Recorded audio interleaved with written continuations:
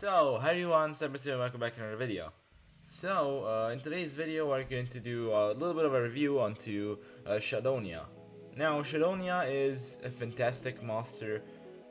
Probably, it's like most legends try to mix Thalassa with, um, with Thalassa with, what is she called? They tried to mix Thalassa with UV Fusion, and they did a insane job. Okay, so today we're going to do a quick review onto this monsters, and we also have the information on another monster which I'm going to do a review on, and another one which I'm not going to. But before of this, I want to address something. I think you know that I've not been uploading for a while. My last upload, apart from the war video, was 3 weeks ago, and I did not upload because basically there wasn't enough content, and I just wasn't feeling like I wanted to make Monster Legend videos. First of all, because I've been busy with my other channel, which, by the way, if you're not subbed to, please go there. I know it's less family friendly, it's not Monster Legend related. It's just a YouTube channel which I incredibly love, and I love how it's turning out. So if you could subscribe there, you would do me a huge favor. But anyhow, today we're not going to talk about this, so I hope you understand why I haven't uploaded. But for now, I think we have a little bit of content. Again, it's all Monster Legends' fault. The game is literally killing itself, so unless they pull out some really good stuff, I think we won't see anything really good. Anyhow, now let's actually do a decent video. So, the monster Shadownya is a dark and metal support monster with blind and extra chain skills. I'm telling you, she is insane. Anyhow, let's continue. So the first skill is Sneaky Wizard. Deals low dark damage to all enemies and applies minor blind. It's 0 cooldown minor blind, it's cool. Then we have Silent Scythe, removes negative effects from allies. It's a 0 cooldown skill, which is amazing. You can basically cleanse your negative effects every single churn. Not even from one single ally like Amania. No, from everyone, which is amazing. Then we have Watch Your Back, deals moderate dark damage to one enemy, removes positive effects from one enemy twice, and applies blind. This is really good. You're not only removing positive effects twice, which is by start really good, because you know you can counter positive effect protection, which is not missing. And also you're applying blind, which is good as well. Now the only thing is that it could have been a total blind and made this attack a lot better, but again, it's still decent. Even though if we have to consider the future skills, you probably have better options. Anyway, then we have Shadow Spell, which is plays Light Hater to one ally and gives one turn to one ally. So a turn transfer skill again. This has a 3 turn cooldown. Remember the cooldowns and the extra turn skills, alright? I'm gonna tell you about that later. But you can basically remove negative effects from. You can basically apply Light Hater, which, considering the amount of good light monsters there are in the game, like we have Uriel, we have what is he called? We have Galvanus, we have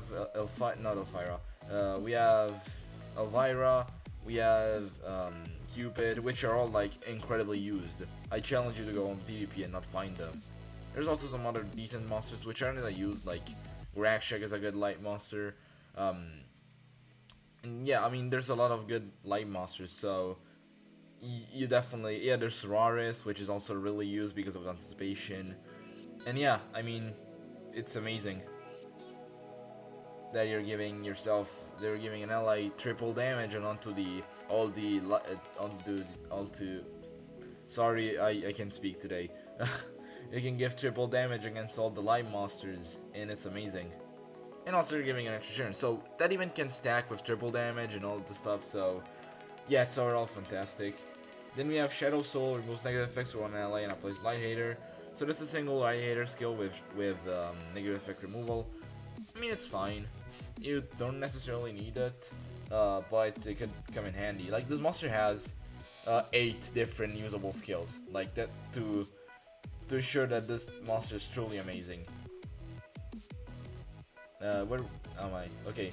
Then we have Out of Mind, which applies total blind to all enemies, bleed, and doesn't deal damage, but applies total blind and bleed to all enemies. I don't know the cooldown on this, if it's good.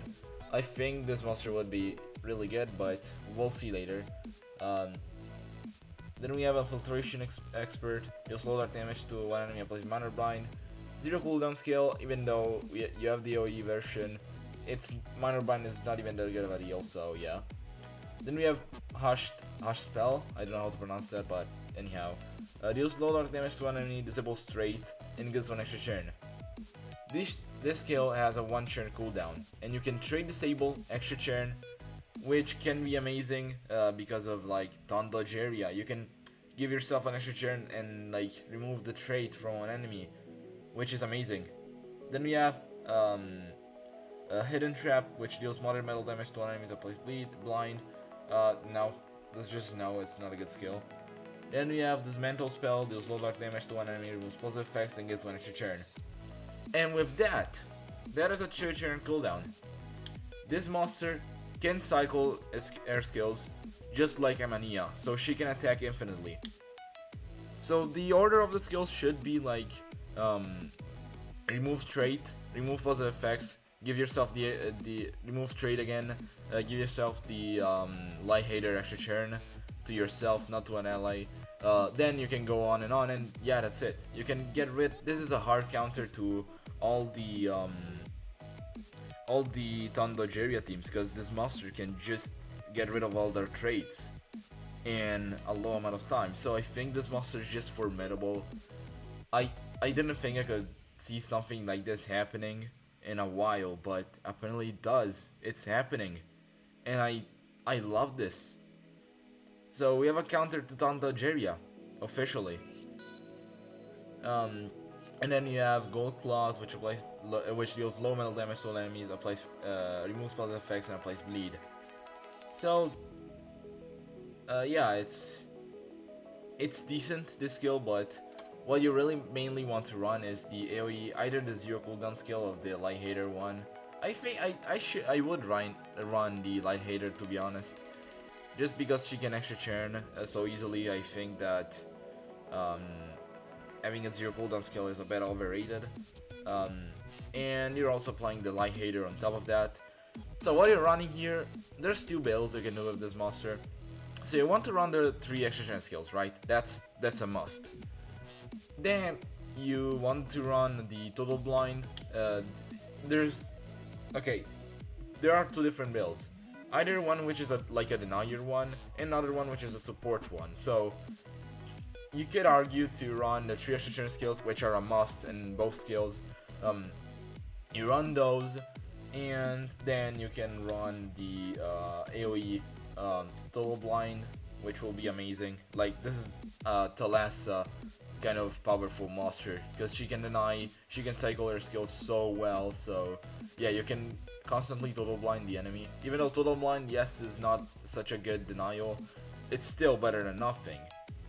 And also, you can also run a negative effect removal to be completely support, even though I don't think it's the best thing. But still, negative effect removal is needed into a team, so you can argue to run that. I don't know what I would run. I know I really like the denier build, because it works so well. But anyhow, this monster is fantastic. You do not want to miss out on this monster. She's going to be the maze monster. I don't know if I can get her. I'd be really ashamed if I won't, but she is definitely a monster you want to get. We'll see the trait and the stats in a second, but yeah, that's all for the monster. Yet an amazing monster. You do not want to miss out on this monster. So this is the design. I think it's really nice. I don't know what's about it, but it reminds me of Necromancer. And again, it's a really cool design. I don't mind it. So yeah, not the coolest, but I mean, it's fine. And yes, to see, here's the confirmation of all the cooldowns and stuff. If you want to see them, here they are. Anyways, This is a Rabbit, not the right one. Where's Shadownya? Here she is. Okay, so she is pretty squishy. She has a really low life stat. However, she has an insane speed stat, which is, I think, tied with that of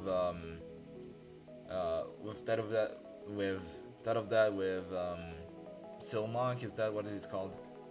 Yeah, but it's really good. It's a really high speed stat, which means you can probably go first, remove the trait from everyone, and like turn transfer to a Spectra, and go on from there. Like I've been thinking of the strategy with Amania, but apparently this monster is even better. So I've been thinking like you can run this monster with Spectra and what is it called? Spectra and the Mega Freeze talent, okay? Absolute Zero. You can run Spectra with that, then Pango and this monster. You basically start off by removing the trait and positive effects from everyone, and then you turn transfer to Spectra. Spectra disables Spectra, plays the Mega Freeze, and she still has the full strength, so she can take out the monsters. It's amazing. It's too good to be true. Then let's go to the trait. The trait is not too amazing, but it's also not too bad. So she starts off with Hardened, rank 0. It's an umbrella trait, it's fine. Then a rank 1, you have immunity to bleed. It's a decent trait, right? Immune to bleed is, I mean, bleeding is pretty good because of Ed and Shiv, which is the early used talent between the Metro monsters, but I don't know, it's sort of good just because of that, but not the best. Then you have Possession Immune. Just one single control is not enough to block a Denier from attacking you, and we also don't have a really good Possession Denier. Well, maybe if you consider Lord Inheritor, maybe you can consider him, but no, really. On rank 4 you have Minor Blind to all enemies, just like Lord Pumpseed. It's not that good. Minor Blind can help out, but there's better stuff. And at rank 5 you can Area Dodge Caster. Now, I'm telling you that this Area Dodge is practically pointless. Now this monster has it, which means yeah, you can run her with a single Taunt monster for a bit. But considering this monster is an extra turn monster and you really want to use all of her extra turns, and she also cannot reapply the dodge area, that means that she is basically not dodge area. She's just going to be dodge area for one turn or two if you're generous. But yeah, that's basically all. I think that she's amazing. And she can also hold the mask relic, which is amazing just because of Tetsumen's mask, which is now craftable. And it's an amazing, really amazing source of stamina. Since this monster can cycle infinitely, hold on, let me check the stamina cost real quick to see how much would it need to do a full cycle. Oh, maybe it's down. Okay, yes it is. So, extra skill don't have a really high stamina cost now that I see. Yeah, you have 48 and 42. You have a total of 90, 100. It costs around 170 for each cycle. So yeah, you really want a stamina recovery relic.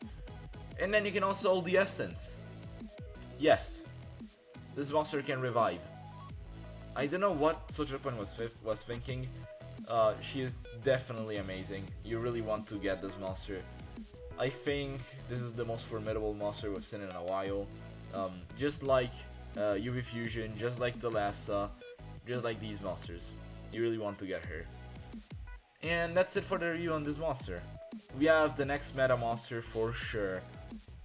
Even if I believe she won't be countered in any ways. Like, there's little to none counters. Even though there's monsters like Galvanus, even if you do face him, you can just like trade disable him, which won't be that hard considering the cooldowns.